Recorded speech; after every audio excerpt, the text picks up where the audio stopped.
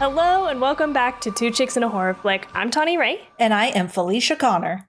And tonight we're going to be talking about one of my favorites, one of my first horror movies I ever saw, Child's Play, the original from 1988. Yes. And before we get into all that, Felicia, what are you drinking? So tonight, for all you non-alcoholic loving people, I'm drinking iced tea, nice and chilled, and a big thing of water. Nice. Yes. How about you? I like you have this blur filter on in your background, so it looked like you were holding up something that was being censored for a second. Shoot. I just turned that off. I do that for meetings because it's a mess. So it blurs it and it looks very editorial. You have no idea what's going on in the background. Cinematic, yeah. Yes, very cinematic. What about you? I am drinking some Four Roses bourbon. Nice. Yeah, I wanted to switch it up. The last time I went to the liquor store, I was like, you know what? I could buy Buffalo Trace, and I will continue to buy it. But I thought, well, the main reason was that you could only buy gigantic bottles of Buffalo Trace. And I was like, I don't need that in my life right now. What I need is like a small bottle. And so I got the Four Roses one, and it's pretty good. I like it. Yeah, I've had that before, and I liked it too. Yeah, I'd had one before, but it was like I think it was like a small batch. It was really strong. It was like 90 proof. And I didn't love that one because it was too strong. But I thought that's how it all was. But I guess they do this, normal 80 proof one. So it's very good. Yeah. Nice. Yeah, I don't think it's not like one of our top faves, because now that I think, we don't like buy it. Like my husband replenishes Smoke Wagon and Buffalo Trace for sure. And there's like certain ones we always have on hand. And then there's other ones that sprinkle in. Yeah.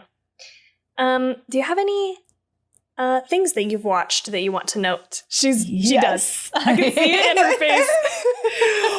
Okay, so you probably saw on our social media of the first thing. Did I talk about this last time? Did I talk about Alice in Borderland? No. I don't think so. Okay.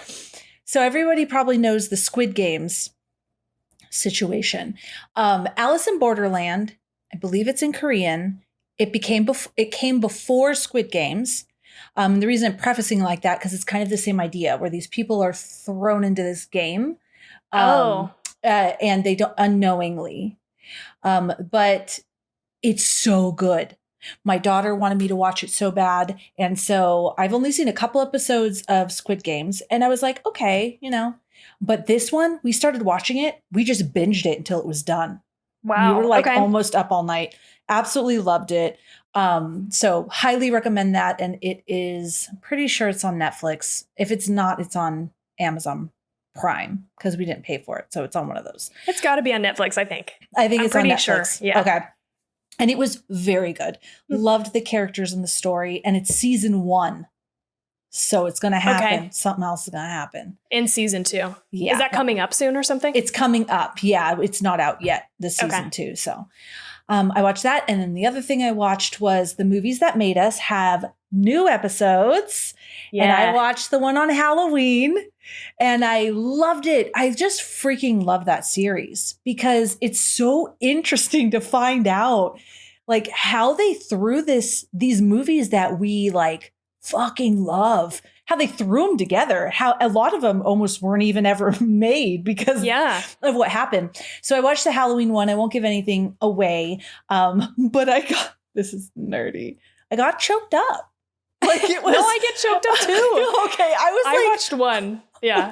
Which one did you watch? I watched the Nightmare on Elm Street one because we had just done that episode and I was like, why not? Let's just, keep it going with the Nightmare on Elm Street. And I did tear up a little bit. Yeah. I don't know what. It's just, I don't know. It felt like family. I don't know. It was great. I watched that one and I did watch Jason too.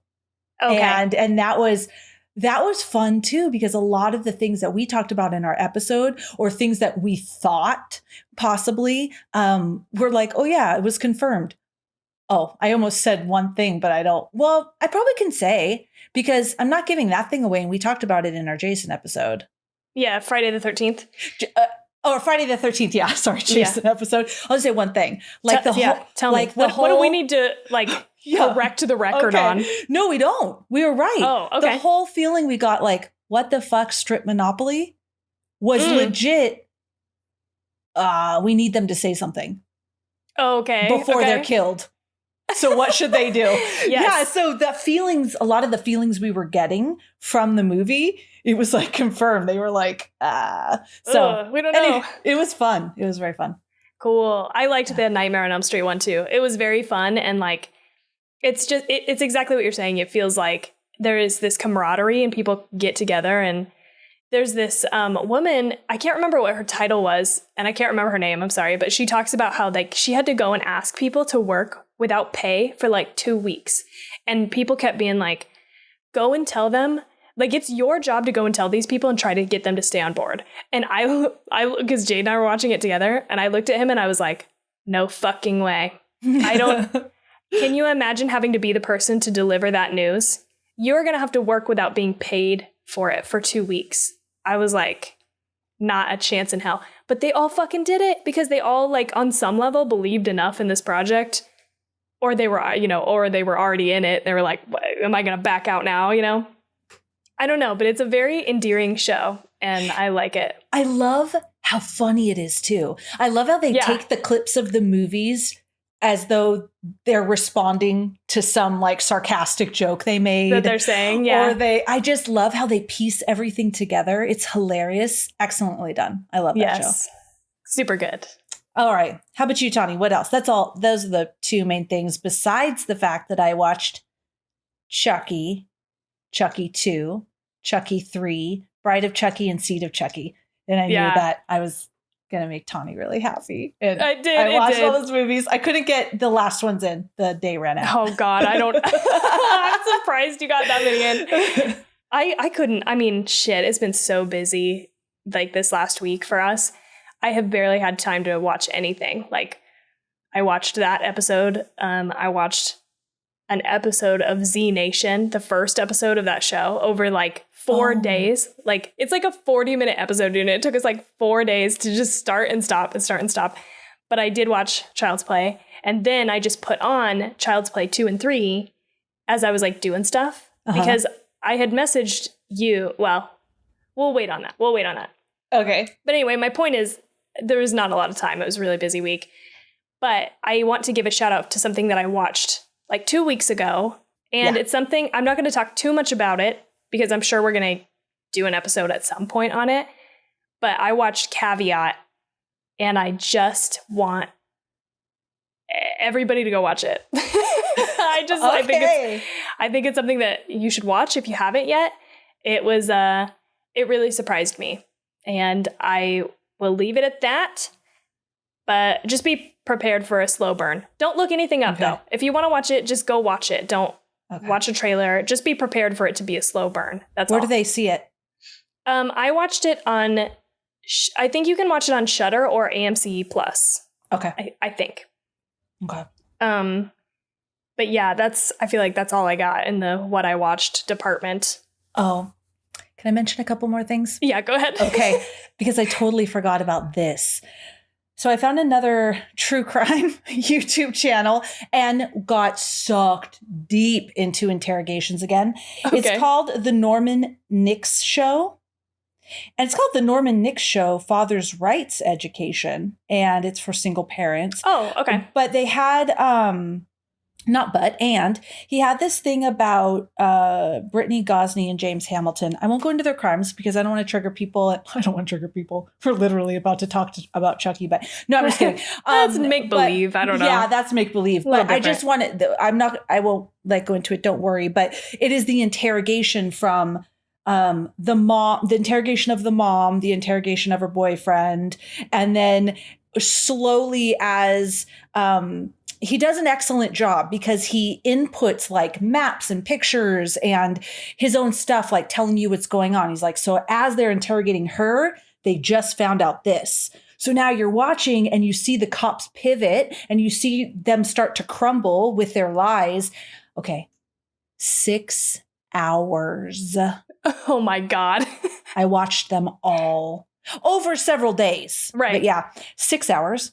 So I think that's enough of that. And the last thing I wanted to say, I just wanted to highlight that, but shout out to him because he did an excellent job indeed.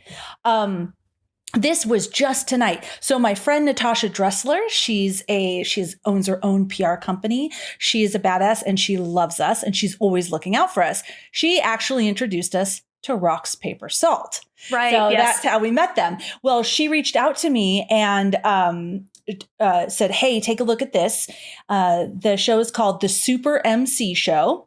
And that's at Super MC on Instagram.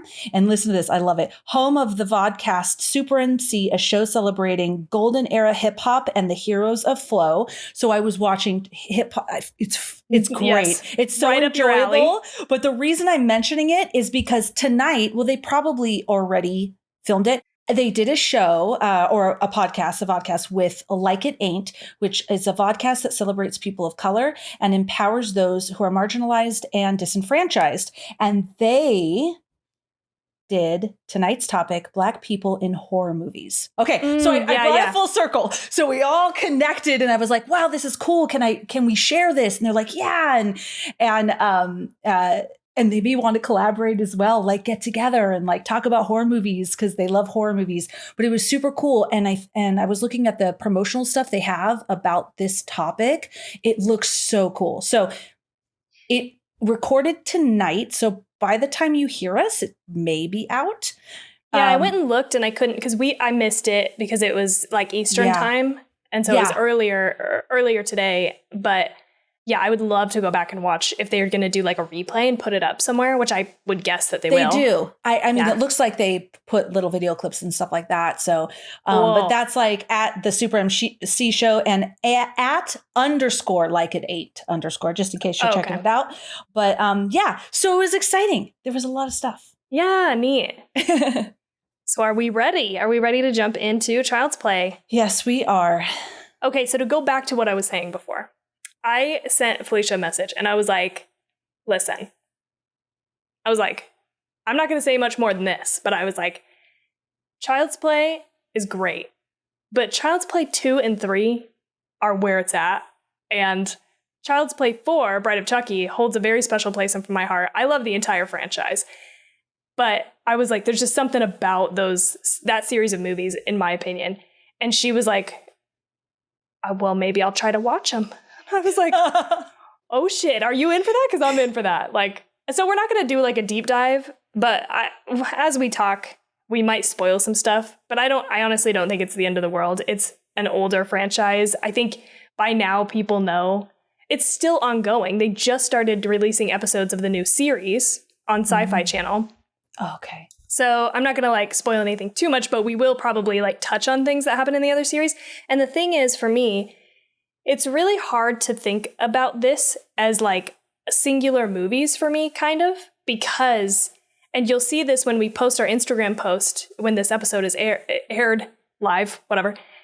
I have this VHS, I've talked about this before, of Child's Play. It's like bootleg, like somebody, taped this in my family, and it's like been with me and my family for my whole life. And it's you all posted of them. it, right? Yeah, well, I posted it to you. I sent it to you. We haven't posted it on Instagram yet. But it's Child's Play 1, 2, 3, and 4. All of them on one VHS. I don't know how it fits. I don't even know if that's possible. But I think I would just put in this VHS and let it run. You know what I mean? So like I would just watch it as a back-to-back movie set. So it's I can separate them because they're very different in terms of like theme and setting and stuff. But when I think about this, I think about it as the franchise, right? Mm-hmm. And I have so much to fucking tell you about. So much. I'm so excited. I did so much fucking research. Anyway. Can I ask you, how old were you when you saw this? I don't even know, dude. I don't remember. Do you think that you were little? Or I think I was pretty young. I would say I'm really bad at guessing ages. But like, I think I was like 13 or 14 by the time I saw The Ring. Okay. And that scared the ever-living shit out of me. Yeah. And I think I had to have been like, because I was old enough to understand what was happening. I'm going to guess like 6 or 7. I might have been younger. I don't know. but I wasn't scared of it. So I wasn't like, I couldn't have been like 3. I don't think. I don't think you would even know what was going on. No, to give you an idea, because TT's 7, almost 8. She'll be 8 in January. And you've talked to TT, so kind of like, I think 3 you wouldn't. It's too young. Yeah. Okay. The reason I ask is because TT saw some of it. She really wanted to see it. And I'll tell you about that. We could start and everything, and I could bring it up later. But so I was curious. And just to preface, before people start calling child services, I did not let her sit down and watch all of the stuff in the movie. But I was just curious because she was very like curious about him. And I'll just say one thing if I can. Yeah, go. It was, I was watching it and she came in. It was the end of the 3rd one. That was the army one, right? Or the military school one. And she was like, oh, that's Chucky. And she, oh, yeah. He was doing the thing with like the over Tyler, right? And she's like, what is he doing? So when I told her, Chucky isn't a toy that has come alive and is evil. There is an evil man's spirit in Chucky. For some reason, all of a sudden, she was like, oh, like it was so much better that it wasn't like toys were coming alive and killing people. Right. The toy wasn't evil. And then all of a sudden she was very curious. So I pulled up a good guy. I know I told you I was going to tell you this later, but I'm telling it now. That's fine. Yeah. I pulled up a good guy and I'm like, see, that's the good guy toy. And she's like, he's cute. And I'm like, yeah, the toy is fine. Then she saw a picture of him he got married. And so then I explained, yeah, he gets married and he has a baby apparently. And she was all about it. She wanted to know and everything. Yes. Yeah. There's something so intriguing, I think, about it, especially for children. Like, and I have some theories maybe as to maybe kind of why that is later. It's a loose tie, but that's interesting. Yeah. I don't ever remember being frightened by it, even with all of the gore and the like vulgarity and stuff. I just remember being fascinated. Like, it wasn't this fear. I wasn't scared of toys, dolls, or I just remember being like glued to it, And there are moments that are scary, specifically in the second one that kind of freaked me out just because they're like violent. Yeah. But again, it wasn't like I was scared of it or anything. So. Yeah, it seems like exactly what she was experiencing it. She was just glued. When I came in here, she's like, Mom, I thought we were going to watch another Chucky. I'm like, honey, I got to record. Go watch Harry Potter. Which could be scary too, but anyways. Yeah. And obviously I'm wearing my Free Hugs Chucky shirt. That. That's his fucked up face. That's my favorite Chucky, I think. So good. I love visually. That Chucky too. There's so many versions. When she wanted to see the bride. Yeah. And she was like, Mom, please, I want to see his bride. And so when Jennifer Tilly sews him up, and there's a shot after he's sewn where it comes in on his face and kind of just is in on his face with all his scars, she goes, oh my God, I even wrote it down. She was like, whoa, he is awesome. And then she just wanted to see like it. All in. Yes. I also think there's something very just visually striking and,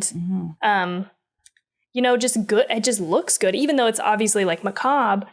But between him, especially next to Tiffany, the doll Tiffany, there's just the pair of them together. There's something really striking about that imagery. And I remember even from a young age going to the mall and going into Spencer's and seeing the 2 dolls, right? Like, and recognizing them. And anyway.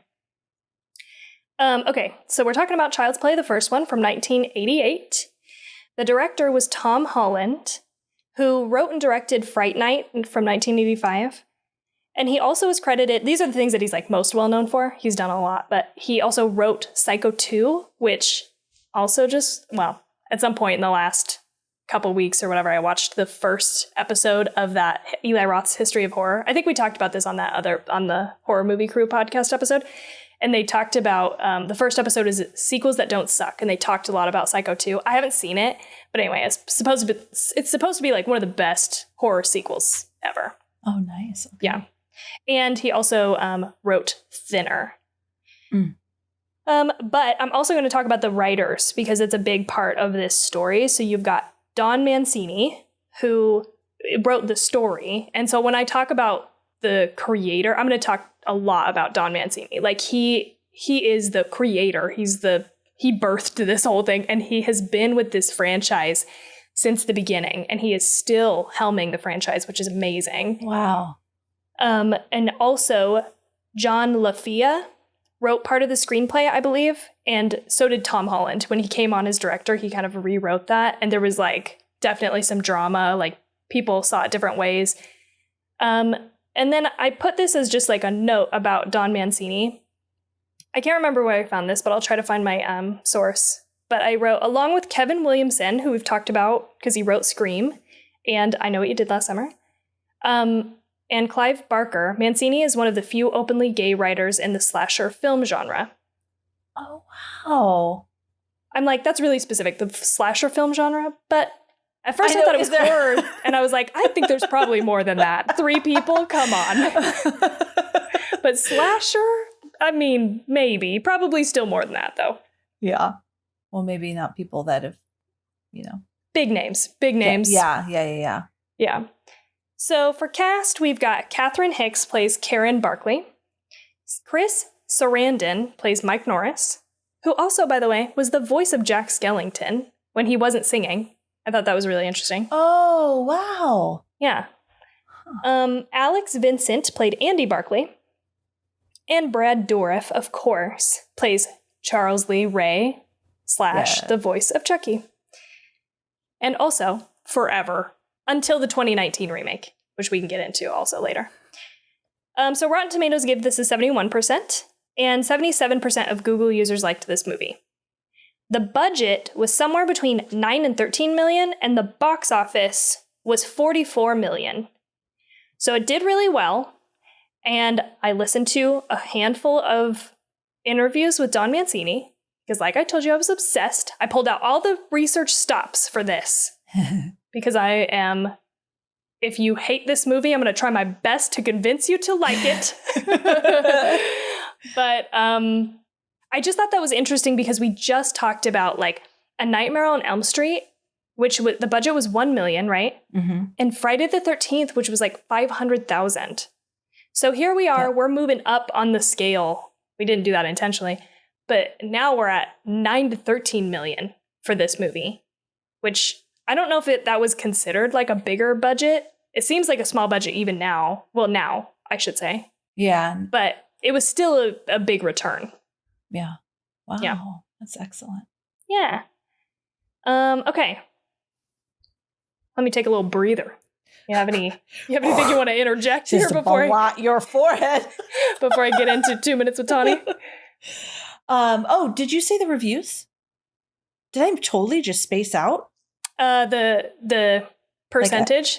I just did a shorter version. I did 71% on Rotten Tomatoes, and 77% of Google users liked this movie. Did I just miss that? Yeah. Oh, shit. I'm sorry. I was thinking about the budget. Okay. Oh, I'm sorry. Okay, cool. No, you're fine. There, I filled that space. Great job. Okay, so here we go. 2 minutes with Tawny. Okay. Charles Lee Ray, a notorious serial killer, and his accomplice, Eddie Caputo, is being chased by Detective Mike Norris. He ends up shooting Charles in a toy store. Dying on the ground, he uses voodoo to transfer his soul into a good guy doll. Karen Barkley is a single mom trying to do her best for her son, Andy, so when he wants a good guy doll for his birthday, Karen buys one cheap off a peddler. But soon, Andy starts to hear Chucky, and he causes a family friend to fall from their window and die. Andy is immediately a suspect, but Karen makes all the police leave the scene. I just didn't write a good transition between there and this next thing. Except for this. Later. Perfect. Later, Andy leads Chucky to his old accomplice's house, Eddie Caputo, who gets blown up. The bodies pile up, and while Andy is being held at a psychiatric hospital for telling the truth about Chucky, Karen and Mike Norris put the whole story together. Mike being attacked by Chucky helped too, since now he believes her. Chucky finds out that he must place his soul into the first person who he revealed his true self to, or his doll body will be permanent and he will be mortal. Andy tries unsuccessfully to evade Chucky, and everyone ends up back at their apartment where they face off against Chucky, ultimately setting him on fire, dismembering him, and shooting him in the heart. The end. That's where we land. That's where it ends. So, Felicia, what did you think about this movie? I'm scared. Okay. I honestly and wholeheartedly fucking loved this movie. Yes! Like, I fucking loved it.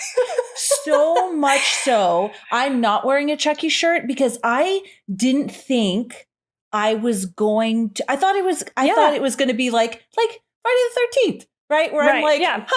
Okay, that's fun. After I saw it, I was like, Amazon, like trying to find a Chucky shirt that would come in time, but none would come in time. So I have to get one that's going to come later because I wanted to wear it. I love him. I fucking loved it. Okay. I absolutely love this movie. It was not hard to watch all those movies because I wanted to see the next thing. I wanted to see the next one. I kept wanting to see what happens next within the story. And I literally fucking loved it. I'm so shocked, dude. I'm so shocked. I am too. I don't know if they had subliminal messages in it or something because I was fucking here for it. I have so much that I loved about it. Wow. Okay. Including the acting. Wow. Yeah. Okay. Yes. That's like my one thing that I was like, oh my God, that's what's going to take this is the acting is so fucking bad, dude. It's so bad. No, I did not think so. I didn't think so at all. Okay. Yeah, I mean, I don't think all the acting's bad, but there's... Yeah. I mean, it's not like fucking, Seven or A Beautiful Mind or something. Like, right. But it was really good. And I have some points sprinkled throughout where I thought, oh, wow, like that is believable. That is like a believable reaction. I loved the characters. I fucking loved it. I'm so excited. I love Chucky. I love him. He's him. So great. Yes. Isn't he? He's so great, but he's so terrible. Like, I don't... Yeah, he's terrible. It's like, I don't know how to reconcile those things. He's just honest. Yes. He's just himself fully. We've talked about how we really admire that about people who... Authenticity. Yeah. Authenticity and just authentically him. Yes, totally. Oh God, I'm so excited. Okay, great. This is good. I was the whole time. I even did message Felicia before. I was like, I'm going to need you to lower your expectations for this movie just so you can like it, okay? So I was also very nervous because I knew how much Tawny loved it. And so but we are also always honest. Yes. So I was like, well, if I don't like it, I'm going to have to be honest, but I loved it. So. Hell yes, dude. Hell yes. I'm so excited. Okay, so for me, overall, like just rewatching it, I mean, I've seen this movie like a bunch of times, and all of them a bunch of times, but I did pick up on, probably because I was being more sensitive to you not liking it, things that I thought you wouldn't like. So I did pick up on a lot of the like not great acting moments. Mm-hmm. And so there's some shit that I will definitely make fun of because I think there's some stuff in here that's just fucking kind of off the wall, but I can't help but like it. Like, again, it's just one of the first horror movies I saw, and the vibe of them is so... I think that's the thing. Again, like, not just taking it as movie one, but like the franchise as a whole. I love the elements of them. Mm-hmm. I love Chucky. And I love how, like you said, I love him. He's so vulgar that I think this is the difference. And again, I'm kind of comparing these movies because we're watching them in a row and they're all kind of in the same vein because they're the slasher, they're the flagship slasher movies in their own franchises. But like Freddy himself to me is not scary. Like the idea of Freddy is scary, mm-hmm. but Chucky himself is scary. Mm-hmm. Not as a doll, but the person who is inhabiting the doll mm-hmm. is so sinister. He's so bad that there's something just there. There's something, and I think that maybe laid the groundwork for why I appreciate the over-the-top horror comedy when like the horror is so high and the comedy is so high. Like, I like those two components. Yeah. That are so extreme. And I think it's probably from me watching this at a young age, because he's so vulgar. And I fucking love it. I'm here for it, you know? Yeah, I totally agree. And it is terrifying. Just like you said, the person who's inside of him, but also if you are a human, you're fucked. No one is going to believe you. Period. Yeah. Even if you kill him and you're like, I killed him. Look, the doll's bleeding. They're going to be like, you're batshit crazy. You're going away for life. Like, that's scary. He literally can get away with anything. Totally. That's a great point. Yeah, he can leave anybody alive. He can leave hundreds of witnesses. And unless it's on video, I guess, which still would be, you'd probably have a ton of people saying that was doctored. But unless it was on video, everybody would be like, everyone's insane. There's a disease going around, because no one would believe that. Nobody. Yeah, there's a gigantic gas leak or something. Everybody's losing it. Exactly. Yeah, even good point. As a mom, like, I'd want to believe my child, and I would be really nervous that he had a mental illness that was making him think this doll was talking to him. I would. Yeah, totally. And I also think part of what makes this scary for younger kids is there's this fear of it's exactly what you're saying, not being believed. And I guess I've never thought about that also as an adult, but for sure as a kid, nobody's going to fucking believe you. No, no way. That's scary. That's alienating, you know?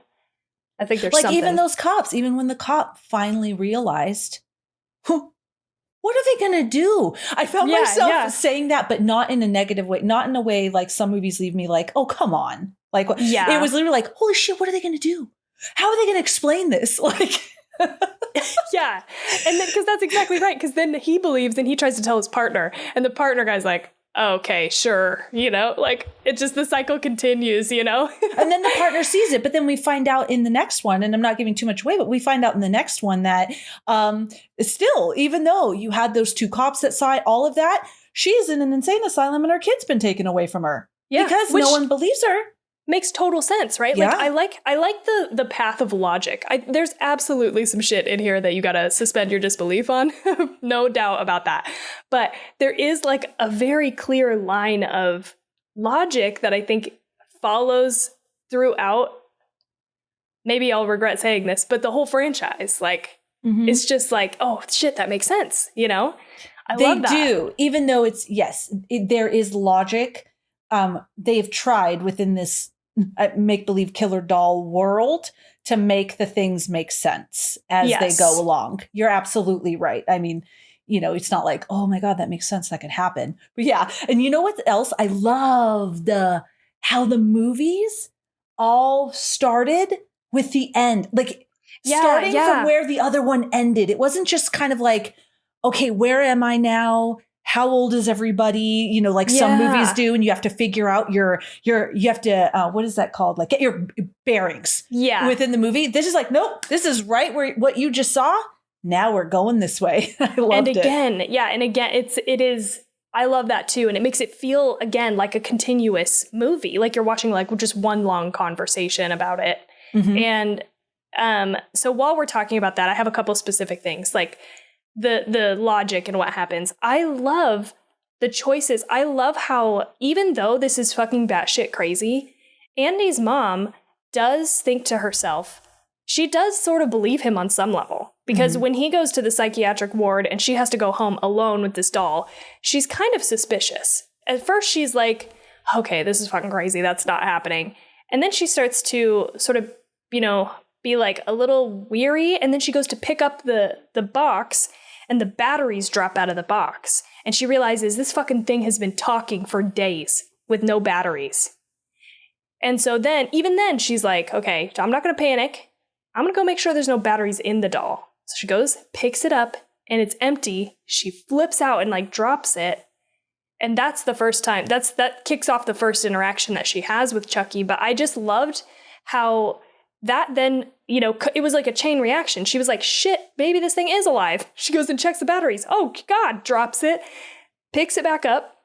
And then she threatens to throw it in the fire because she's like talk to me. What does she say? She's like, talk to me or else I'll, I don't know, kill you. And he comes alive and he calls her like, you stupid bitch, you filthy fucking slut or something like that. Like, it's the first interaction that he has with her. And it's just like, I mean, it just blows you back. You're like, whoa. Because again, he's scary. He's there's something just so sinister about him. Whereas like Freddy is funny, you know, like both of them are like wisecracking, but Freddy is sort of like this comedic. It doesn't really like, goofy. And having a doll is kind of goofy too, but I just think the over the top vulgarity sells it in just a way that it's iconic. Yes. And I agree with everything you're saying. And I'm thinking like the comparison between Freddy and you would think a doll. I mean, that's ridiculous. It's a beautiful doll. Yeah. Like its fucking face moving and talking is just incredible. How through the movies I saw, that was all the doll, right? Was that digital? Because it didn't look digital at all. It looked like the doll moving its face, and it was gorgeous. I think they started to bring in a little bit of like CGI in Bride of Chucky for maybe not the doll, not the puppetry, but they actually did do like a few different things. So I'll tell you about it now. Yeah.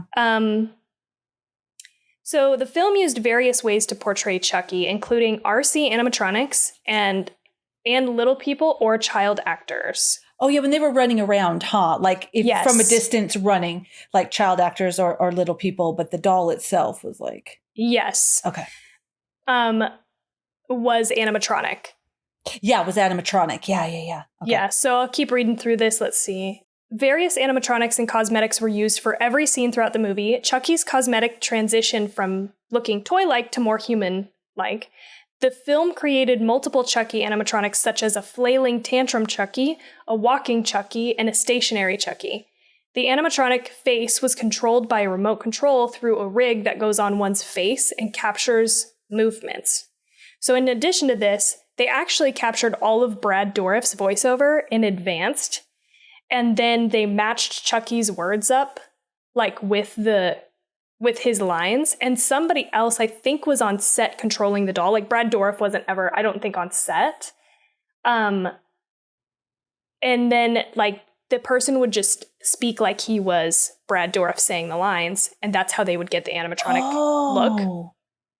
But like that scene that, if you remember, she's in the house. I think it's her in the house, and he walks, or it's the family friend. What's her name? Maggie. Mm-hmm. And she's babysitting, reading the book.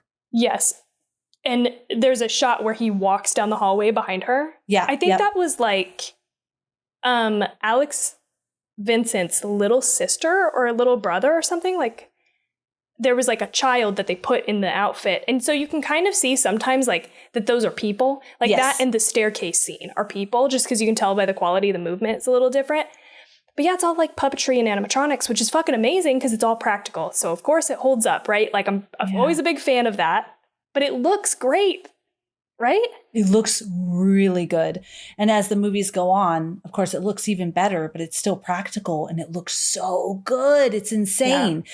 Per what you were saying too about the mom and the batteries, I feel like if this was a scene in Friday the 13th or A Nightmare on Elm Street, she would have seen the batteries and went, huh, that's weird, and put them on the counter and walked away. But instead, no, she did more inspecting. It was very realistic. And I think also, because you were talking about Freddy and Chucky, Freddy to me is more comical.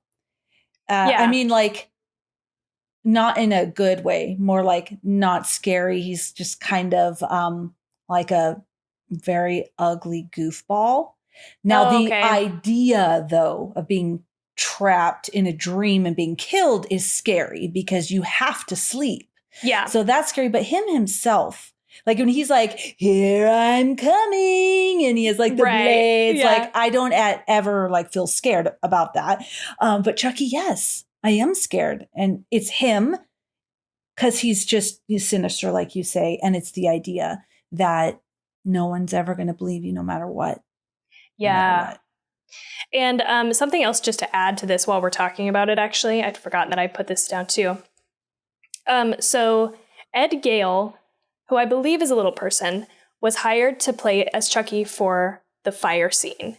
I think this person might have played other scenes too. But since he was around 30% taller than the doll, the filmmakers created a living room stage that was 30% bigger to do this set him on fire scene. Oh, shit.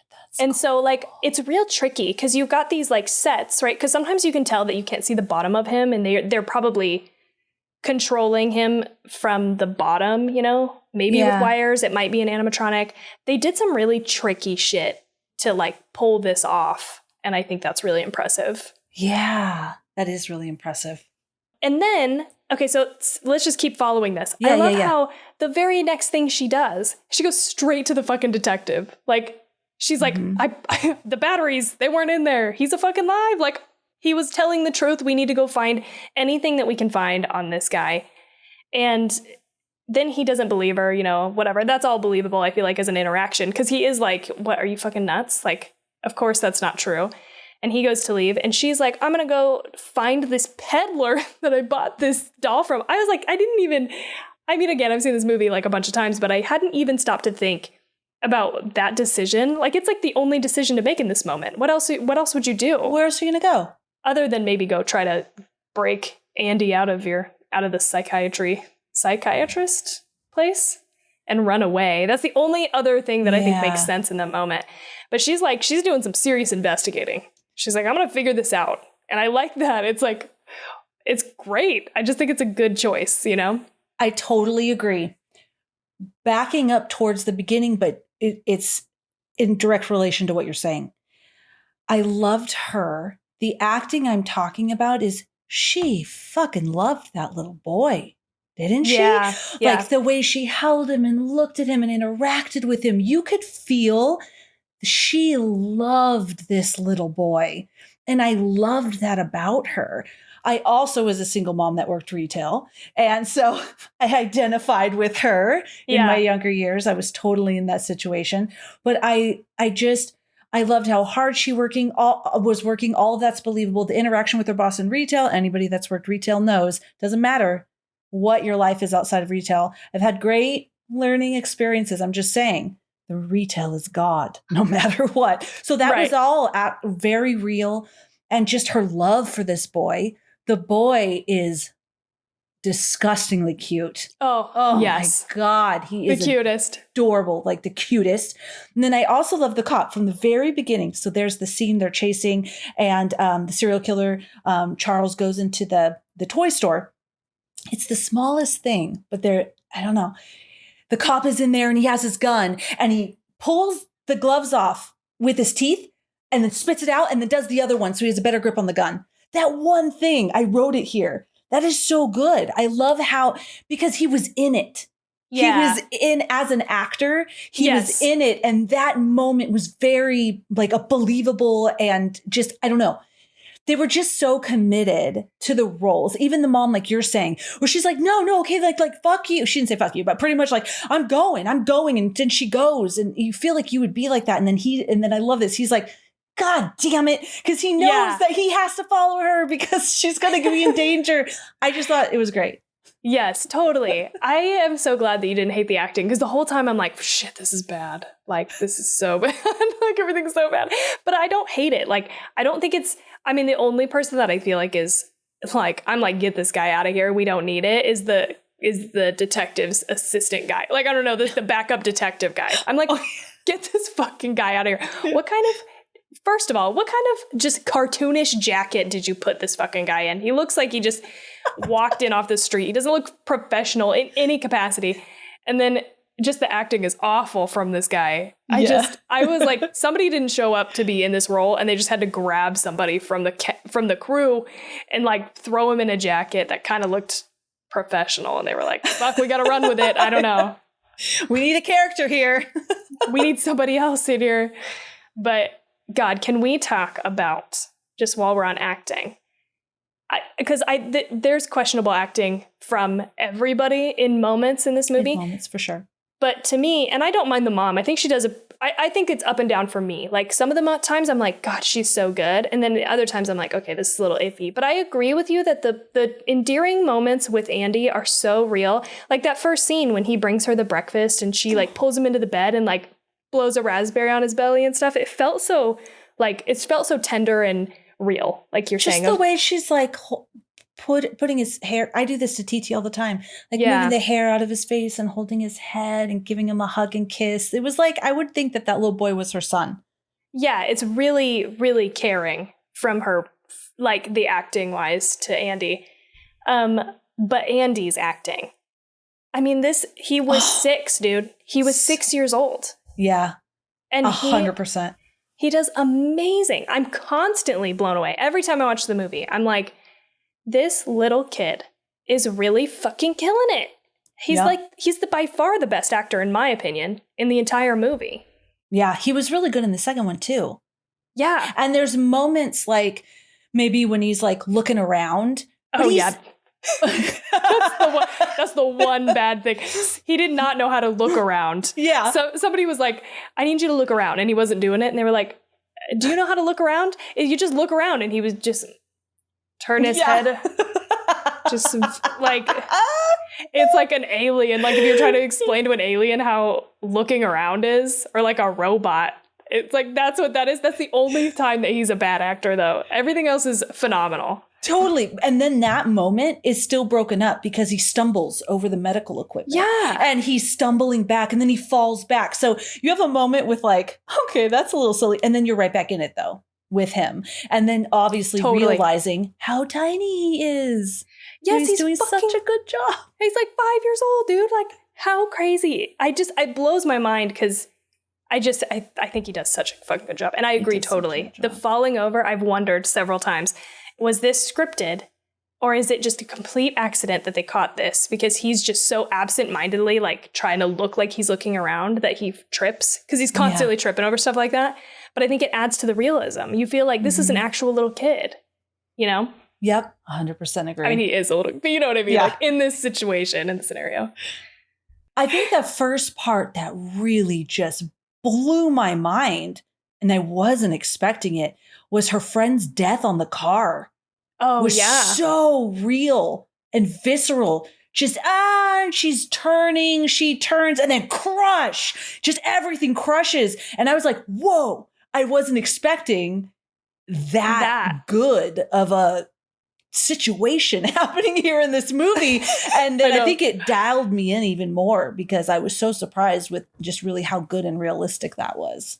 Yeah, I also remember watching it after not watching it for a long time and being shocked at the brutality of that right off the bat.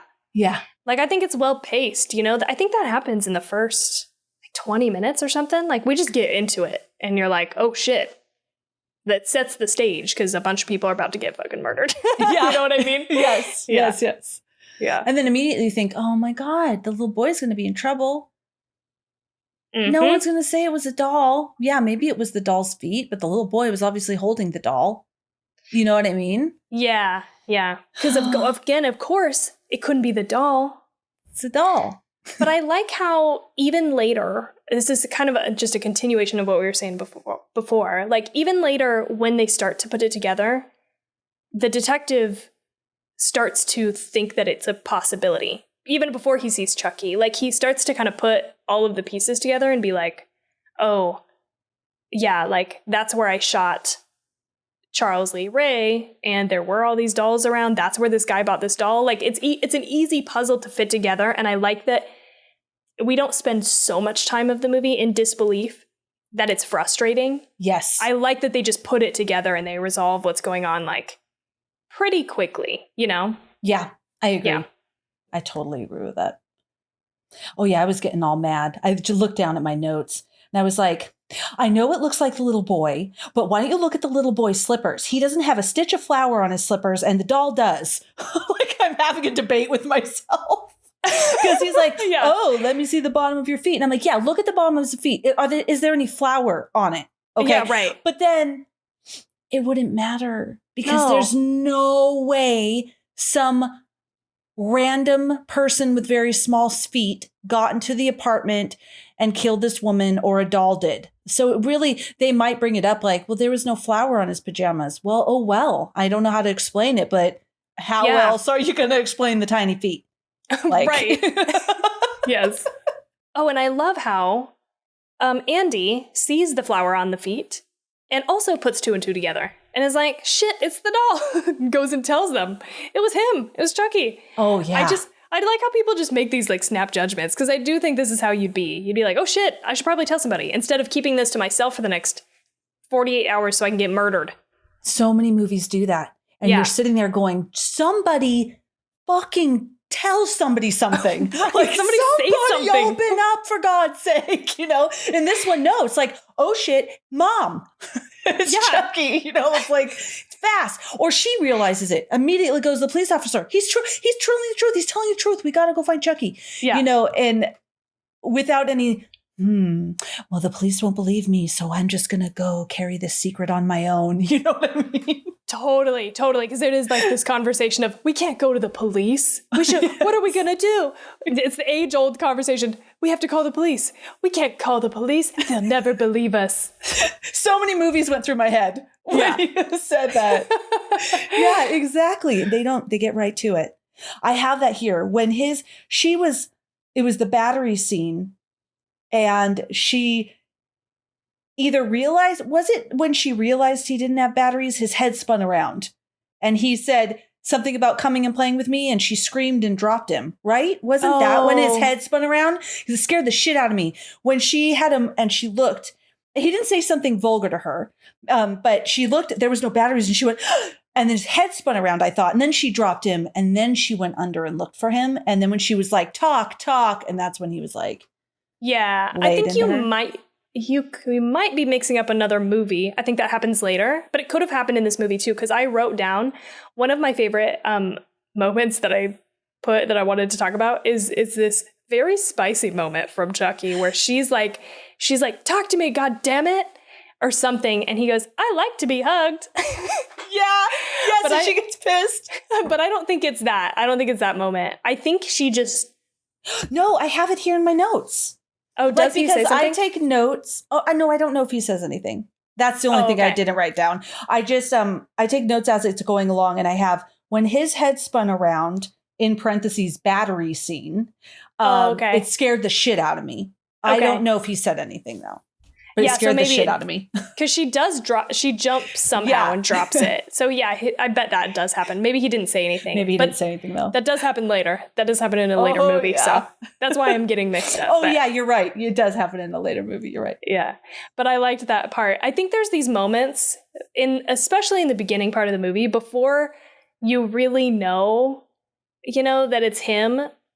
And it's like this moment, like, I like to be hugged.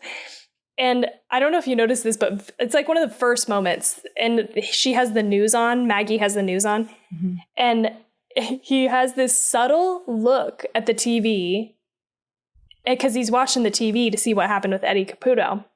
And then Andy, I think, says, like, Chucky, you're not listening to me or something, because he realizes he's not looking at him. And he, like, snaps back to Andy with, like, wide eyes. I just liked that moment. I thought it was funny. But again, also there's this like sinister, like, oh shit, this thing is alive. This thing is conscious of what's happening, Yes, I loved that as well. And an extra component to why I loved that is it was so simple and so effective. Subtle, I wrote. Yeah, just that little movement of that doll's eyes. You got the whole story. You knew what he was thinking without him saying anything. It was so small and so effective. Yeah, totally. Oh, I have this when she went into, just the shit that goes through my head. When she went down to where all the homeless people were and all, looking for that one dude that sold her the doll. I said, first of all, you should crossbody that purse. Okay. It was so long. It like went down to her mid thigh. I'm like, just I didn't put notice. that around you so you don't get it stolen. But I loved when the cop came and ripped that guy off of her because, you know, he was trying to attack her. And he goes, what about the rest of you? Want a party too? I just loved that. I don't know why. It was but so I loved silly. it. I'm like, you're great. There's something so weirdly silly about this character for some reason, like that. Like, did anybody else want a party? And I feel like there's a moment later when he gets like cut by Chucky in the apartment that I'm not remembering. Apparently, he was supposed to be like dressed as a woman. Like, apparently, he was supposed to be some undercover sting operation to catch Charles Lee Ray. And so this was cut from the movie, but you can see in one of the early shots, he like drops a dress that he was like supposedly wearing, which just seems so fucking off the wall to me. I'm like, not a chance in hell. What? No. Why a woman? Like, I don't know. Yeah, I honestly don't know if it was supposed to be like, they must have been trying to catch him doing something, but I don't even know if his crimes related. Yeah, like in the opening scene. Oh, yeah, because he was the strangler. So I'm assuming, okay, so if he was a but I just, it's weird. The only reason I thought that was because I watched The Town That Dreaded Sundown, that old movie, remember, a while ago. And this is, I think, loosely based on a true story, but this piece is something that did happen, where they had staged, because there was a killer that was going around in real life and killing kissing couples. And so one cop was dressed as a woman and the other one as a man, even though they were both men, to try to capture him. Maybe that's kind of like the idea. I mean, I think that's probably where they were going. Yeah, but I know. I'm just trying to salvage it. No, I'm trying to stick up for the movie. No, Tawny, this is logical. It does make sense. No. But I do have stuff to tell you actually about ties to serial killers, which I knew you would like. Yes. So I put it at the top of my trivia list. Aww. So Chucky's full name, Charles Lee Ray, is derived from the names of notorious killers Charles Manson, Lee Harvey Oswald, who is the assassin of John F. Kennedy, and James Earl Ray, who assassinated Martin Luther King.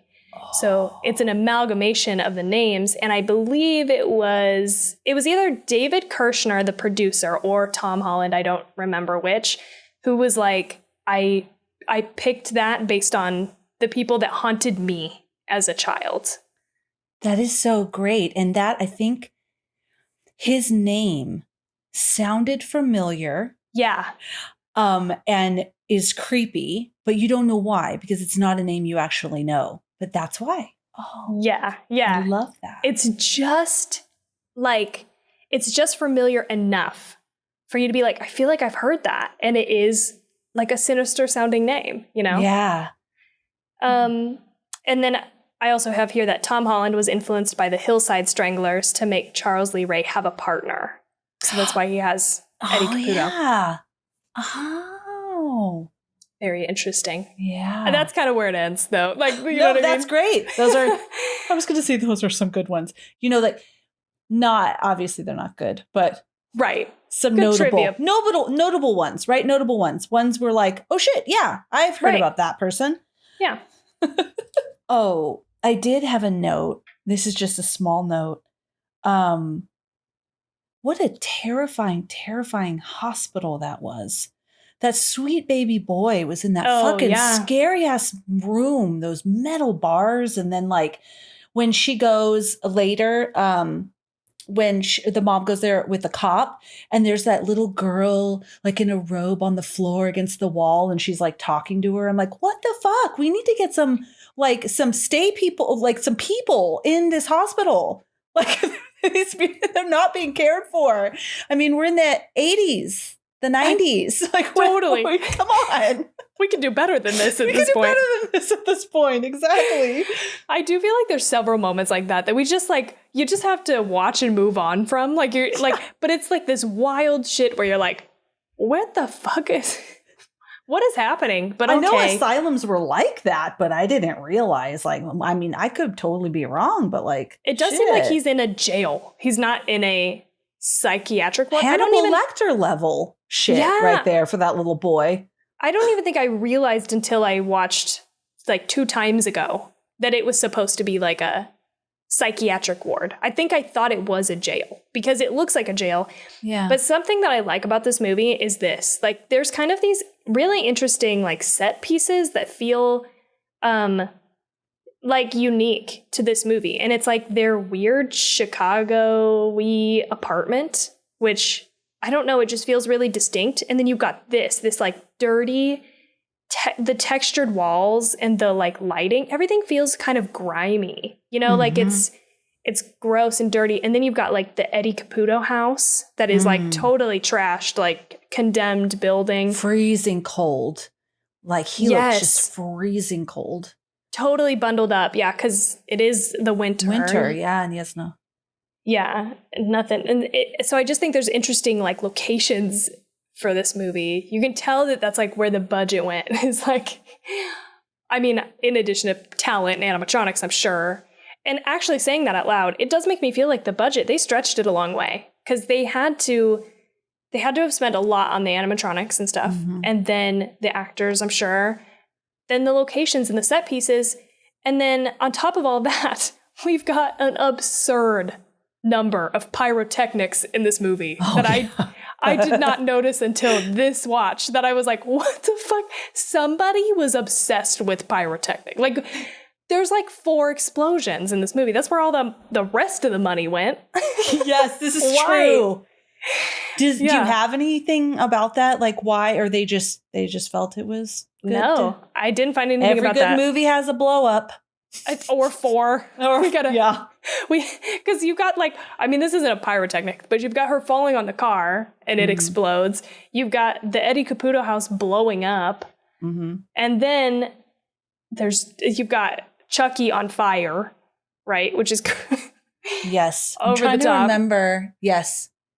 And is there another one? There might be one more. Oh, there was the car crash scene. Like the car chase and car crash scene. I'm like, shit. So much time and energy and money had to have gone into these like stunts, you know? Yeah. I love that. I also noted how much I loved the apartment. You're right. It was just it was gorgeous.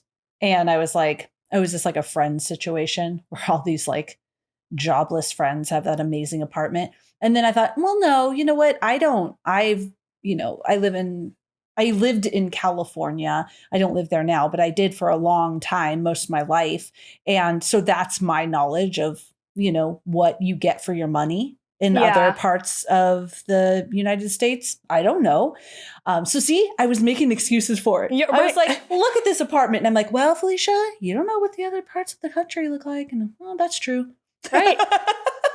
I think they did shoot it in Chicago. I don't remember if it's supposed to be set in Chicago, but it's beautiful. Maybe that made sense. Yeah.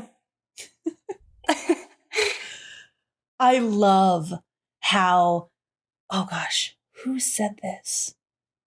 Somebody said, oh, that's an ugly doll. And he goes, fuck you. I loved that. Oh, yeah.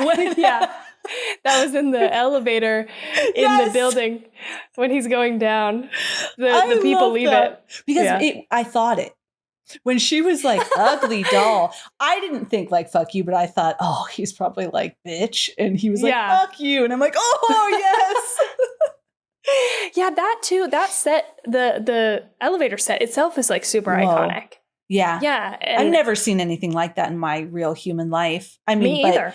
Maybe that's common in different areas of the country, but like that was like lots of stairs and levels and black metal, and I've never seen anything like that. It was really like luxe feeling. Yeah. I think that's why it feels like, God, can they actually live in this place?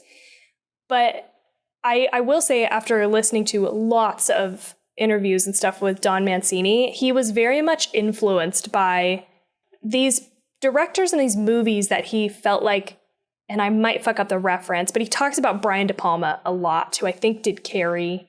And I can't remember who the other one was, maybe it was like Dario Argento films. And it's like, there's this mix of beauty and like horror, like there's just something about that clash, like the defilement of beauty. And he seems to be really like influenced by that. So I found that interesting hearing that, and then thinking about their apartment that they're in also is that this very like luxe location. And then there's this, you know, insane, violent thing happening in their apartment and to them, you know? Yeah. Oh, that's very interesting. Yeah. I can see what you're saying. And I did like how the locations were very distinct too. This is a loving mom with a loving home, a safe home, even though you knew she couldn't afford, you know, certain things, and she worked really hard in retail, and you got the impression she had to work a lot because her friend, she made a comment like, no, you can't babysit again. You know, so like she was working real hard to provide a good home, but that was like a beautiful, loving, warm home versus, like you said, Eddie Caputo. That was his name. And his location and who he was as a person. Yeah. Oh, and then of course, Chucky. How could we forget Charles's apartment? Holy shit. This is another one of those things that you're just like, are we just going to look at this and then move on like nothing happened? Okay. Fuck, look at this. It's a lot to take in. I was like, whoa, immediately. Just huge dicks on a mural on the side of this wall.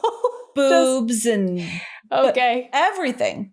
Yeah, it's crazy. Obviously, some kind of voodoo-y, witchcraft-y fucking mural.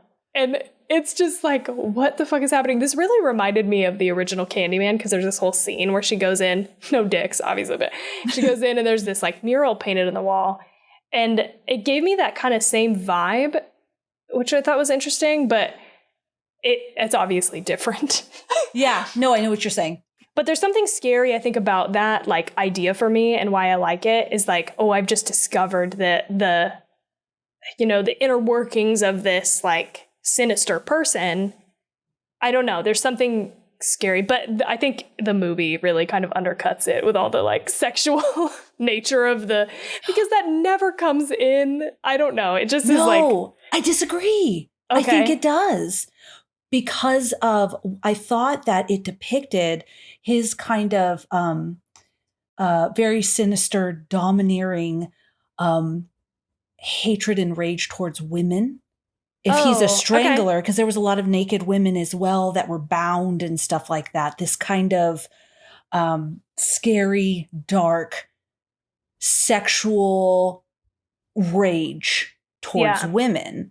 So, I mean, definitely some of the voodoo stuff mixed in to it. There was like lots of imagery, but I thought some of the stuff was like, wow, this guy, because in the beginning, he's kind of a clean-cut guy.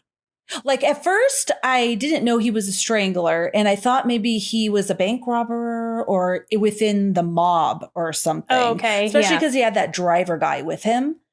And now he's like, I'm like, whoa. Okay, maybe he's not with the mafia because of what's happening here. There was no hint that he was like a sorcerer. I don't know what's happening. But then you see in his apartment, he was in his apartment like this creepy, fucked up, painting that shit everywhere and like learning this voodoo and obviously has this like violent rage towards women as well. So.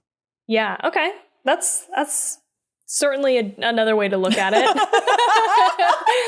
You know, talking about that voodoo, something else I like that runs through all of the movies is a lot of, and I'm saying voodoo specifically because it is voodoo, right? They mentioned somewhere, isn't there like even a book of voodoo? I there's think something. So. Okay, they do say that specifically. Okay. So I just want to make sure that's why I'm saying that. I really love how, and this is something that's also runs through like paganism and Wicca and voodoo. I don't know a whole lot about it, but with this man was explaining, is that you have these powers, or you're able to create these things happening, or you have these powers, but you're supposed to use them for good. And if you don't, you are going to get it like 12-fold, 8-fold. I forget which fold it is, but you're going to get it back like karma. And that is through the whole movies, right? He has this power and the magic, it's like fucking him up because he used it for wrong. And I really loved that. And this is if I could say one more thing, the Seed of Chucky, the only thing I want to say is that I loved, if I can say this, I loved how he was like, fuck it. I am a classic slashing, serial killing motherfucking doll. It's pretty much what he's saying. I'm embracing that shit. I'm like, oh my God, you never like hear that. Like he's acknowledging what we know about him. Right. And like embracing that within himself. Anyways, I went off the rails right there. I loved all of that. Yeah. I thought it was cohesive. Yeah, no, it's interesting. Because it's like you just you hit this point where he's like, you know what, fuck it. Like the main motivation changes entirely. Yes. That's interesting. It's been a long time. I think I've only seen Seed of Chucky once. That's like one of the ones, that and the rest of the movies I think I've only seen once. And so it's worth going back and doing a rewatch for me. But yeah. I can't agree with you though. 1, 2, 3, right? There's 1, 2, 3, and then Bride of Chucky were my favorites. I mean, I only saw one additional one, but those ones I was like, and then I started to go, okay, I still like it and I'm still interested in it, but it was a different feel. Yeah, for sure. And Don Mancini even talks about, that was actually the first film in the franchise that he got to direct. And he was like, I kind of injected a lot of, just experimental, like viewpoint type stuff, like social commentary on LGBTQIA stuff in this. Yeah. Mm-hmm. And he was like, and keeping it comedic, I believe, right? Because he was like, we could have done another Bride of Chucky. There was plenty of material for that. And it would have been easy to do that. But he was like, I wanted to just try something different. And so they made Seed of Chucky, which bombed. Like most people say it's the worst film in the franchise by far. He was even like, I get like daily Twitter people who are telling me that I flushed my entire franchise down the toilet and that it's like the worst thing and I'm an asshole for making it and like all of this stuff. He was like, so people fucking hate that movie. They shit all over it. And Don was like, I'm still proud of that movie. But after that, we kind of rethought it again and thought, okay, let's go back to like the gothic roots of this character and what are some things that we can do that we haven't done before. So the next couple, so like this whole franchise has totally different tones sometimes. I mean, I think, the core tone of Chucky as a character, you don't lose, which is nice because there's consistency there. It's like a nice through line through the entire movie. But even though like Bride of Chucky becomes like a horror comedy, like a very self-aware horror comedy, and Seed of Chucky is, I think, also kind of like that. Mm-hmm. After that, we go back into this like sinister, gothic, really like, I don't know, like kind of over the top, but not like theatrical, but almost. It's like pushing that boundary into that for the next two movies, Curse and Cult of Chucky. And so it's just interesting to watch it evolve and still be able to like stand on its own. And then now we've got the show, which I'm dying to watch. But I would love my thing that I am so excited to tell you is like how this movie came to be and like the roots of it. So I don't know if you want me to get into that now. Yeah, absolutely. I just want to say I'm really excited to see the next two. And that's even like I would have finished them tonight. Like if we were recording tomorrow, I would have watched the other ones as well. I was in it. And the Seed of Chucky, I didn't hate it. I didn't like it as much as the other ones, but I didn't hate it. And I thought that there were some good elements there. I love Jennifer Tilly. Yeah. I really liked how, the commentary on Hollywood. And I mean, there is some absurdity there as well, but it I don't know. I liked it. I really liked Chucky in that movie. Okay. I liked seeing him waver from like he's being influenced by his bride to like give up and we have a kid, give up killing and we have a kid and and he's just like, the fuck do I do? And then because it's his kid, he's like, all right, fuck it. Like, hey, you know, but then he's just like, fuck this. I don't know. I really liked Chucky in that one too. Definitely not as much as the other ones, but I didn't hate it. So there you go, Mr. Mancini. I'm sure people listening are like, what the fuck happens in these later movies if you haven't seen them? Oh, and like, yeah. and one of the things that Don says is like, through this franchise, you watch Chucky go through a lot of life stages. Like, Yeah. he literally like gets married, has a kid. Like, you know, like it's absurd, but for some reason it fucking works. It just does. Yeah. I don't know. Yeah. Okay. So I think one of my favorite things is kind of in the process of doing this research is like the evolution of this movie and how many fucking people it touched and the amount of like, I don't know. It just feels like it's really wide reaching, I guess, far reaching. So I'll just kind of interrupt me if you have any questions or anything. Yeah. Okay. So this was actually the second script that Don Mancini had ever wrote. He was still in college when he wrote this.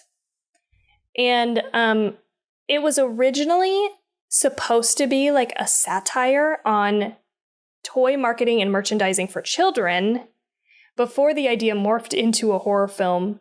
And it's because his father worked in advertising and he just from a young age realized that the ad agency business is all about looking at them like little consumers, you know?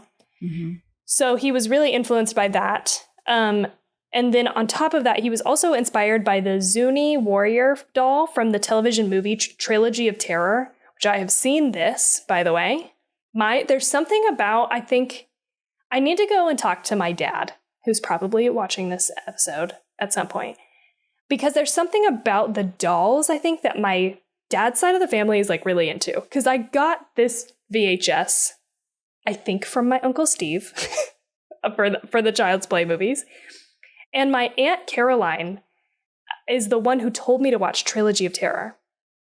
And that was like recently, that was like a year ago or something. I didn't watch the rest of them. I just watched this because it's like an anthology. But I went and watched this one, and it is like this little doll that is, you know, I don't know, cursed or something, and attacks this woman in her home. And it's like, it fucking holds up because there is this element of this practical little doll.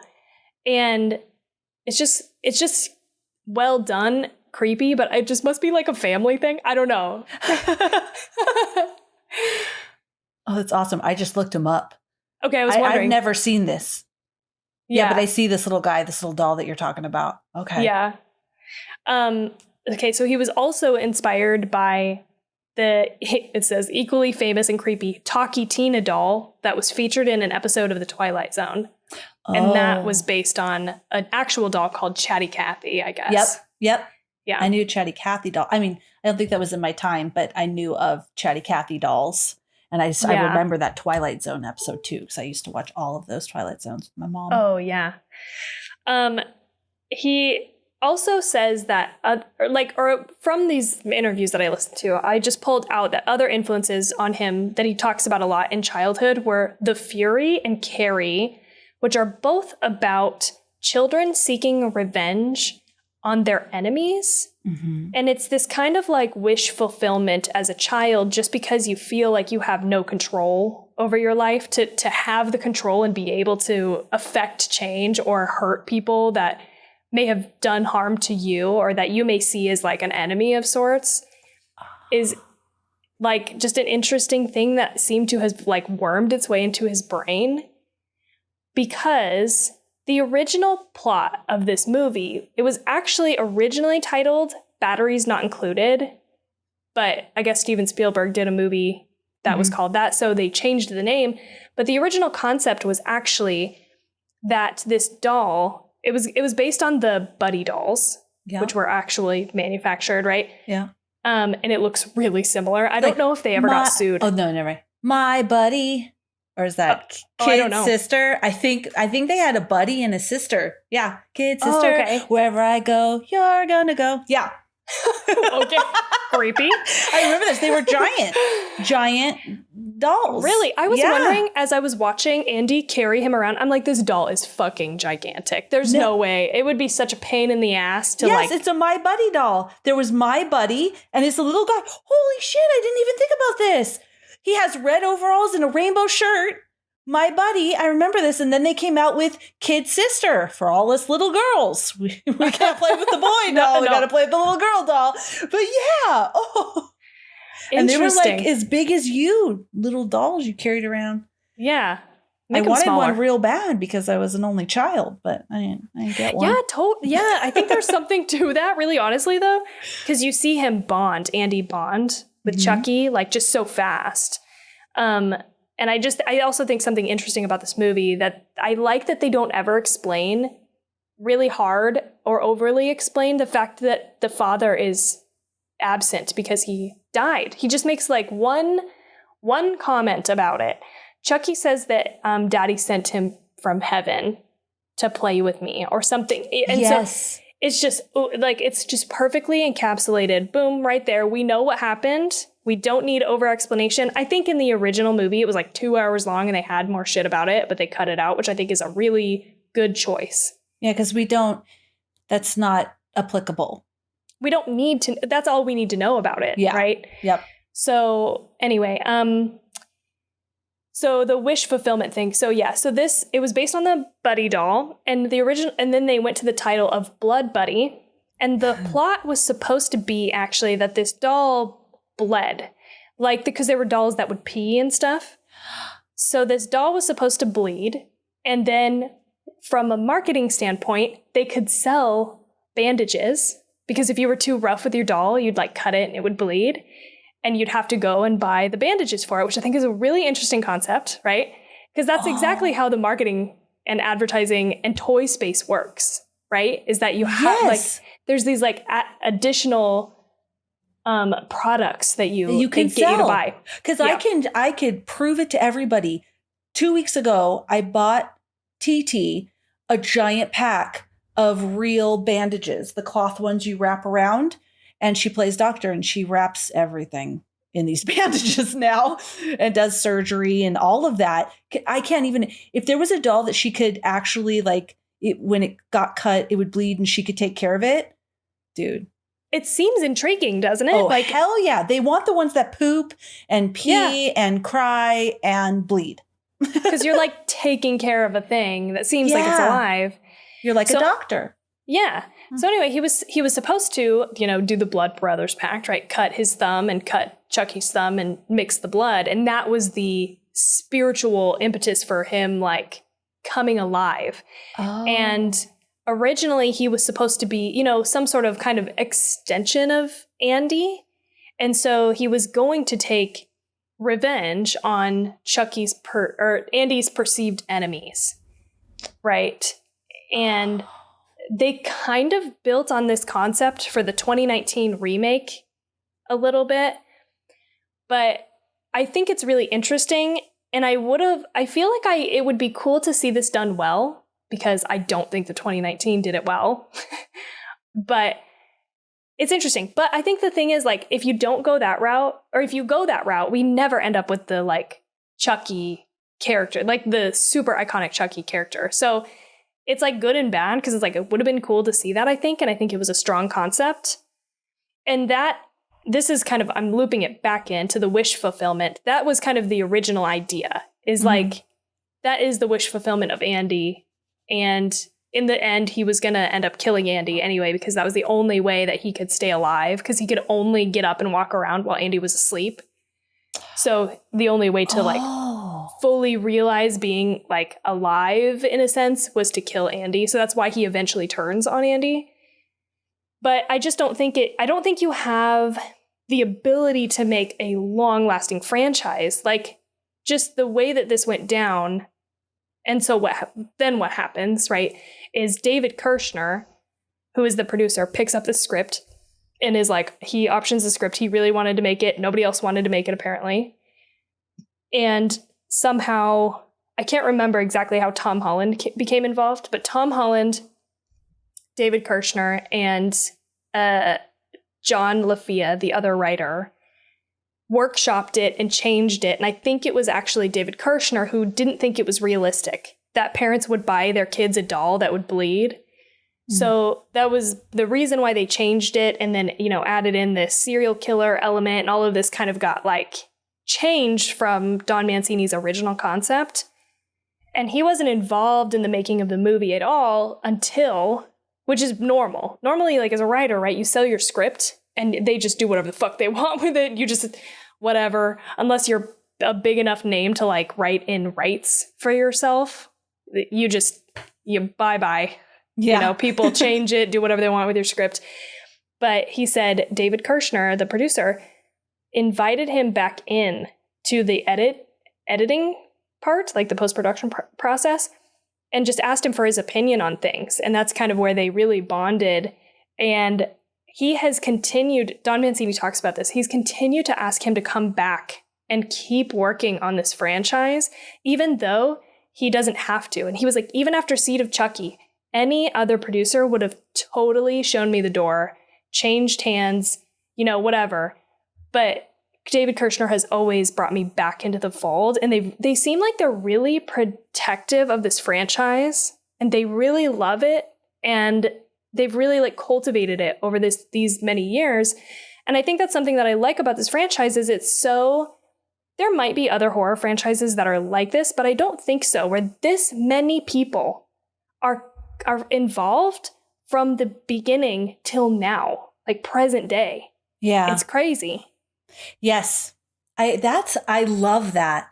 And I totally agree. Just thinking to the Halloween, the movies that made us episode, and I don't remember everybody's name. But the one guy who was like, he wanted to make this movie because he wanted to make money. And, you know, and so he pushed it, and it was this huge success, and he was happy he made money, and that's fine. Like, you make movies, make money, that's fine. But then he's like, I'm done. Like, I don't want any more to do with this particular movie. And I think it was Friday the 13th. A lot of the people were like, the actors and stuff, all right, I'll do it. No one's going to watch it. Right. Yeah. This script is shit. Or, oops. Yeah, no one's going to watch it. And so it's really cool. Maybe that's why it's so good. Maybe you can feel kind of that love and continuity throughout all of the movies. And I think that thought process of the doll bleeding I think that's a really cool and interesting idea. It would been weird, like, how does it bleed? And then once you cut it, then you just have this mangled doll. There would have been a lot of elements to it. And I think it was a good change. I would love to see it, like you're saying, totally that route, because I'm curious. Yeah. But you would have never had, Chucky would have never had this sexy, murderous girlfriend in the past. Or you wouldn't have any of this because he was just a little boy. Yeah, it was like a nice accident that this sort of happened. So even though it got so changed, it really opened the doors. And I mean, you see that through the rest of the franchise. There's so many fucking options. There's so many places that Don can go, kind of. Like, yeah. And I think part of that is the horror genre in general. And part of it is the fact that we're talking about a supernatural doll in some respects, right? But like, it just opens there's a lot of opportunity there, I think, that really helped him later on. So now let me tell you about Child's Play 2, how that happened and beyond. I think this is kind of interesting. So after Child's Play 1, right, it was a success. Like, they made a good amount of money from the box office and everybody was feeling pretty good. And then, so the distribution company or the production company was MGM/United Artists, and they changed hands. Like, the controlling stake of the company went to some new person. And they were like, I don't want to have anything to do with horror. So they went back to Don Mancini and said, like, we know this is crazy. Everybody disagrees with it. This movie just made us so much money. It's going to be, it's a success. We'd love to see a second one. But our newest, like, controlling stakeholder doesn't want to have anything to do with horror. So we're just going to turn it back over to you free and clear. So they just, like, somehow and I don't know the, like, super details of this, but they just gave him back the fucking rights, I guess, to, like, the rest of the franchise. But they still hold the rights to the first movie. That's why they remade the movie in 2019 and used this whole, they didn't even go back to any, well, they did go and ask Don Mancini and David Kirshner, I think, to be a part of the project, but it was kind of insulting. They asked them to be like a small part of the production, and they were basically like, hell no. And actually, we think it's a little insulting that you're coming to us asking us to be a part of this remake when our version of the franchise has been going strong for the last like 30 years. Like, because they had just done Curse and Cult. I think Cult came out in like 2017. Like, you know, they're like, we're actively working on this franchise and we want to do more movies. And we want to do a television series. So they were like, hell no. How interesting. So they're doing all this. And now these people are like, hey, we're going to remake the first one over here. And they have nothing to do with it. Oh, my God. Yeah. So fuck that movie. Yeah. That's how I feel about 2019 Child's Play. But anyway, so they went off on their own. Right. And I guess Don Mancini had called his attorney and was like, what do I do about this? He was really upset. And his attorney was like, chill out, bro. You're going to have like so many people calling you in the next like 2 days who want to buy this script. And that was true. Like people were calling him up like crazy, wanting to buy the rights to keep making the next in the franchise, right? But Kirshner got a call from Steven Spielberg, which I think is really interesting. The producer had gotten to know the Jaws filmmaker when they had worked together on the 1986 animated film An American Tail. The director was close to Universal chief Sid Sheinberg, who asked Spielberg to see if he could convince Kirshner to make the studio Chucky's new home. Steven said, David, listen, I would like you to give Universal the first shot at this, says Kirshner. Give them your wish list of what it is that you want, and if they don't meet that, then I've done what Sid has asked me to do. And so I said, this is Kirshner again, great, let's move forward with it. Steven really is the one that brought it over to Universal. And 30 years later, Spielberg would actually get to work with Chucky on Ready Player One. Oh, very cool. In 2018. Isn't that interesting? It's like you wouldn't think that Steven Spielberg had anything to do with this movie ever. But he's the one who got them to move to Universal. And Universal had it, I think, for the next through Bride, maybe. Mm-hmm. Yep, for sure. And then I think a different company did Seed, and then they came back to Universal for the next two. So, like, again, you've got this set of people who are all working on the same project from top to bottom, and it's Don Mancini, David Kirshner. John Lafayette, I think, came back to direct the second movie. And, but, like, Alex Vincent as Andy has stayed consistent, not through all of the movies. He didn't play Andy in the third movie because he's too old. Oh, yeah, he's too young. Yeah. But it's just amazing to me that they could just keep bringing people back. And Jennifer Tilly, right, who's like obviously a staple in the franchise too. It's just cool. It's just cool. It's really cool. I also have here, the My Buddy doll line has never recovered from the first movie. I think they just put them out of business almost. Like, I wonder if those My Buddy people tried to sue. I mean, I was wondering that too. I remember My Buddy and Kid Sister, but the My Buddy doll I didn't remember he has a legit rainbow shirt and blue overalls. They must have. It's so close. Must have. Yeah. I forgot to look especially something up. if they called him, if they were going to call it like Blood Buddy. Oh, Blood Buddy. Oh my God. I can only imagine. But I get it. Blood Buddy. Like blood sisters and blood brothers. Oh. Yeah. Oh, shit. Also, here's just a random trivia fact. Despite his reputation as a hater of all things horror, Roger Ebert gave the positive review to this film. Shut up. Yeah. Wow, there is subliminal messages in this film. No, I'm just kidding. It's a good film. I really like that too, because something that from watching the movies that made us, it was always, I kept hearing, I don't like horror, but we want to make money and horror's where it's at. You know what I mean? Like right now, horror movies are making a lot of money. And this was like people that just really loved it and loved Chucky. And I like that. One of the podcasts that I listened to doing the research for this was Mick Garris's podcast. called Postmortem. And so he is also like a horror icon and has been in horror for like so fucking long. And he talked about this. He was like, some people get into horror because they think that's where the money's at. And he was like, he was like, I am a genuine fan of the, like, you know, the genre itself. And you seem like you are too. Don Mancini is so like knowledgeable. Just from listening to him talk about interviews and stuff, he is like, he obviously knows his shit. And he likes other genres too. But this is his baby, dude. Like this is most of what he's done is the Chucky stuff, the Chucky franchise. The other thing that I think is notable is he has worked on a good handful of the Hannibal episodes on TV because he's like a super fan and went to, I think his name is Brian Fuller, who is the director, creator, something, showrunner, I don't know, of that show. And do you like how I'm just going to say enough titles? All the titles. So that I'm not wrong.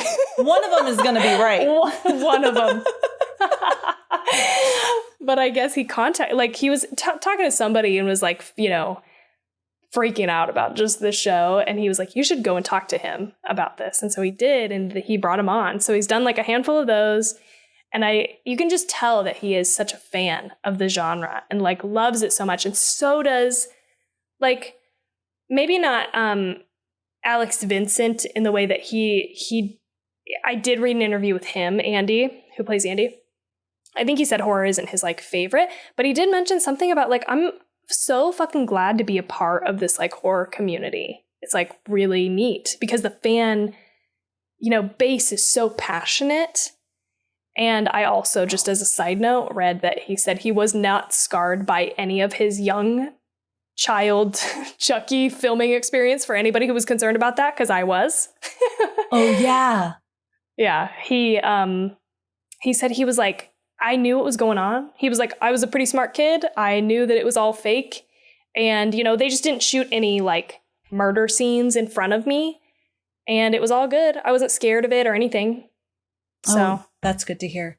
Yeah. And that is so true. You know, I'm sorry I'm saying this again, but in the movies that made us, there was the same thing. Like the guy who, I can't believe I'm forgetting his name, but whatever. All the Halloween people will hate me, but the guy who played Michael Myers, or played The Shape, he's at this museum and he walks out and there's a guy, a fan in a full Michael Myers costume who gets down like we're not worthy to him. Yeah. He's like, it's crazy. I like never thought, like I've done other stuff in my career. The fans that adore me because I literally just walked around in a mask. Right, and this is the thing. Yeah. Yeah. I have the transition. Oh, the transition voice at the end. Because I didn't know what that word said. I love that. How he was like, how he would, it was the last thing the doll was saying. His head was saying, and he sounded like Charles, the serial killer. And he's like, you know, I don't know if this is what he's saying, but he's like, friends till the end. And then it moved up into the Chucky voice. I just was notable. I loved it. I liked that too. That whole end sequence of the burned Chucky is fucking terrifying. That's my last bullet point that I have is, I mean, genuinely scary even today. It's like, because you start to see the inner workings of the like animatronic, the doll type stuff, but he's also like semi-human. So he's like bleeding and like, oh God, it's just macabre and awesome and fucking awful all at the same time. He's terrifying. He's smoking and he's still walking around. Like you cannot kill this fucking thing. And yes, that last minute where his face goes from, again, like sinister back to just total blank doll face. Yeah, is amazingly well done. Yes. Yeah. Okay. Are we ready to rate this movie? Yes, we are. Okay. Do you want to go first? Yes, I do. Okay. I am giving this movie a 4.5. Holy shit, Felicia. Holy shit. Okay. Insane. That's insane. That is insane. I have to think about all the things. Like, I loved it. Like, I feel like a hardcore Chucky fan. Like, I love Michael Myers.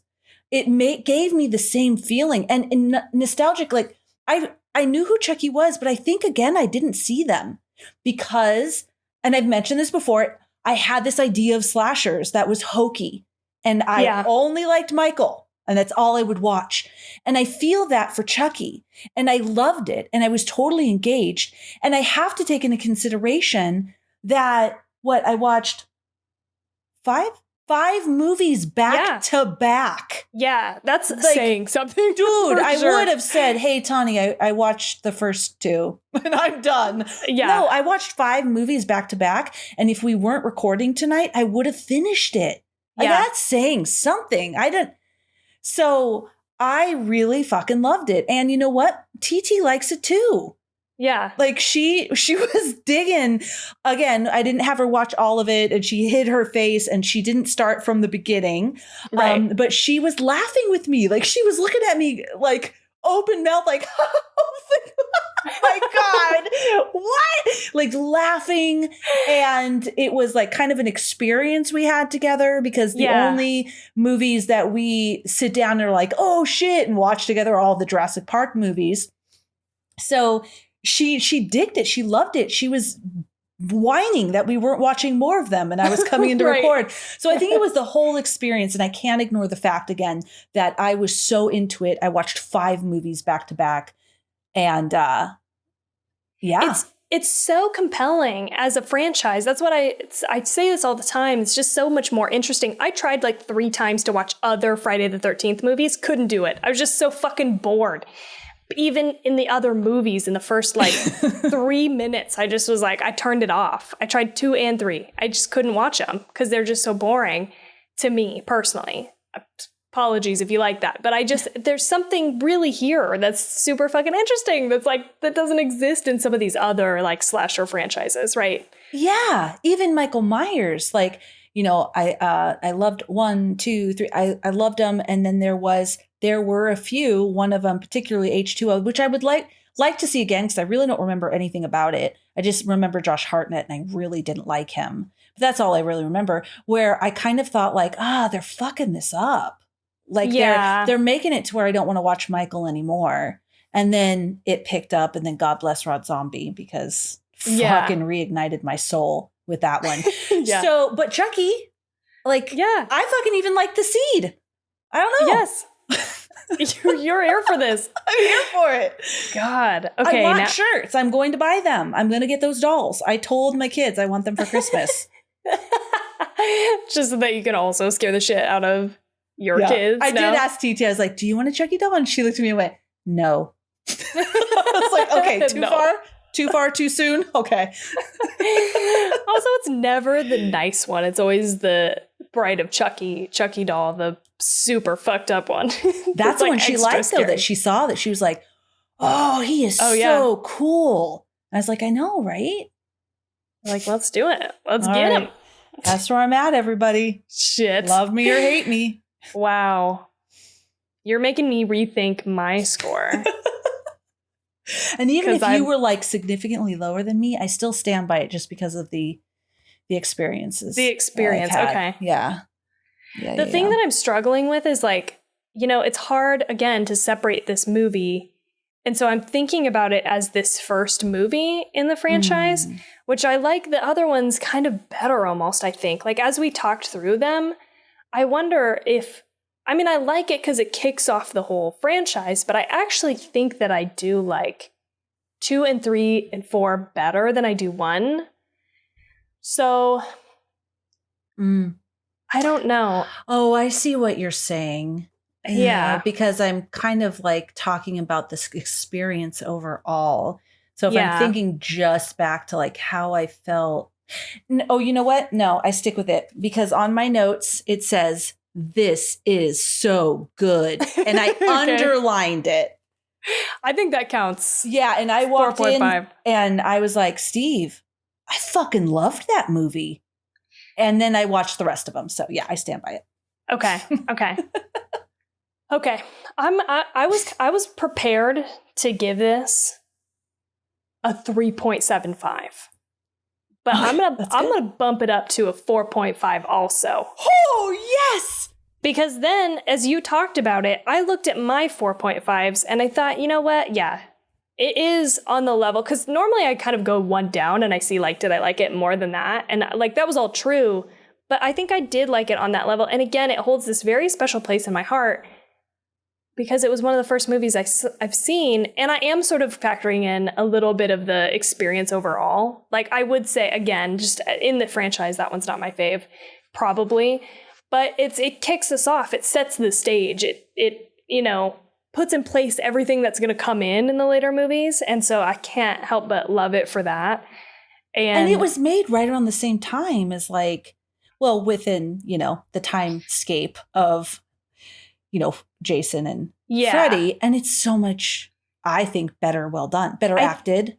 I think it's the last one. I think it might be the last of the set. And so I think it took a lot of, it probably learned a lot, right? They probably learned a lot from what was happening.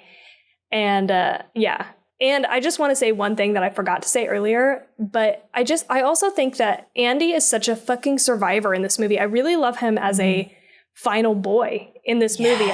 He's so smart, and he really tries to protect himself. You know, like he flees the psychiatric hospital. He goes home. Like I think maybe that's a little unrealistic. It's like this little boy is traveling by train from some place he's never been, probably back home. Okay. But I just like that he is like equipped to do that. And you see that continuously throughout the rest of the movies. Like he's gonna overcome this. And yeah, I just like that about it. I agree with you, because you think like when he was on the train, I was like, oh, come on, no one's worried. But here's the thing. Would they be in a big city, hustle and bustle? I don't remember what it was, but there was something where that was the scene, that was a theme about it is, one character was like, aren't they going to see you? No, because no one fucking pays attention to anything. Yeah. They're so self-absorbed. They're not paying attention. So there's that element of possibility that doesn't make it completely ridiculous. And he's this little survivor. He's going, he's taking his Chucky doll. He's, you know, I got a tinkle. Yeah. You know, he's just, I totally agree. Right now, I think he's my favorite final boy. Yeah. Okay. All right. So 4.5 for fucking Chucky. That's crazy. Woo, woo. Go us. You heard it here first. That's amazing. Yeah. Okay. So we're doing Halloween Kills next week. Yes, we are. Yes. I'm watching it on Peacock. Where are you watching it? Peacock also. Yes. There's just a thing about like, I could just go in there and wrap up in a blanket and watch it. Here's the thing is we're also going to Dune this month. We're definitely going to go see Dune in the theater. Oh, nice. Because that's for sure a theater movie.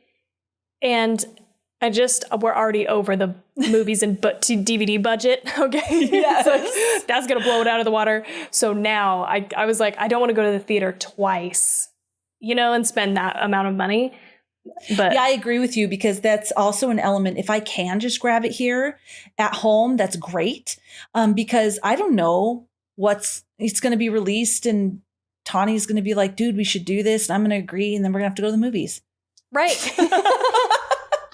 Like Spiral and like Candyman. Exactly. You just can't do it that many times. It's expensive to go to the theater. I don't know. So yeah.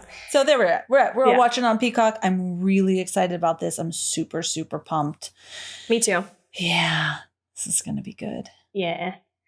Okay. So you want to kick off our... Yeah. Let's wrap it up. All right. So don't forget to get your... Oh, you were going to do it. You were going to do it. Take it away. No, dude, I wasn't. Oh, okay. That's why I went, oh, shit. Good call. Go ahead.